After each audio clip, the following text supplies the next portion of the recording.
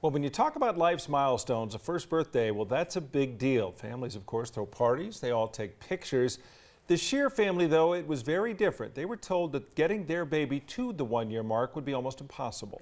Yeah, they were actually advised to terminate the pregnancy at 12 weeks. 9 News reporter Lori Lizarraga met with that family today and has the story of that impossible baby who is about to turn 1. She's defying odds. Baby Emma was up against some truly bad odds right from the start. She was given a 10% chance of survival.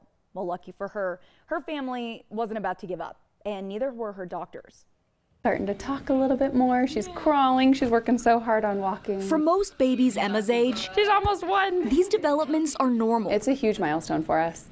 I mean, 11 months ago at this time, I wasn't sure if we were going to have her. But for Emma Shear and her family, every single day with their baby girl is truly a medical miracle. Their baby had a congenital diaphragmatic hernia. The diaphragm fails to form. Kelly and Matt's 12-week ultrasound detected CDH on their baby. The diaphragm separates the chest from the abdomen, and if it fails to form, contents from the abdomen can go into the chest. It can cause all kinds of problems. I immediately got on the phone with my family and was just devastated and scared. And Emma's case was incredibly severe. Her level of severity, it's fairly rare, and a lot of times those babies don't survive.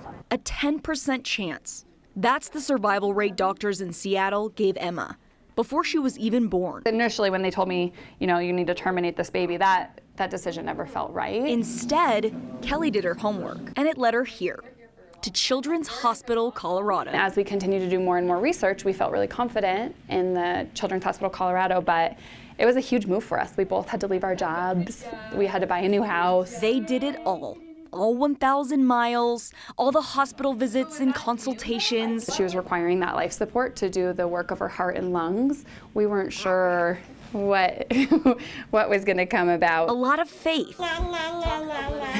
All for their baby. We are doing everything we can to save our baby. Because they just had a feeling. Now to have her and hold her and have her home with us is just a dream come true. She was a fighter. I just wonder what goes through her mind, because sometimes she just gets like... Emma is celebrating her first birthday this weekend, and instead of gifts, her family is asking their friends and family to donate to Children's Hospital Colorado on behalf of Emma, to hopefully help other babies with CDH beat the odds too.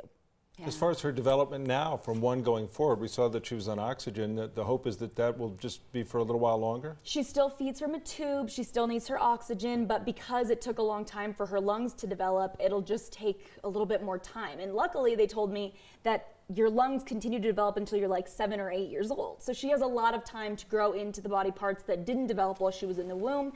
And her mom was asking, do you think Emma will be able to ski? Her doctor has full faith that Emma will be just like every other kid. Wow. Yeah. It's almost like some of the extreme preemie cases, they eventually get to these milestones. The body is an amazing thing. Yeah. Wow. And they made quite the sacrifice. They absolutely did. What parents will do, right? It's like, incredible. Okay, we'll move. What a year it's been. More to come. All right. Exactly. Can't wait Hope to it's a follow great along birthday. with Emma. All right. Thanks, Thank you, Lori. Lori.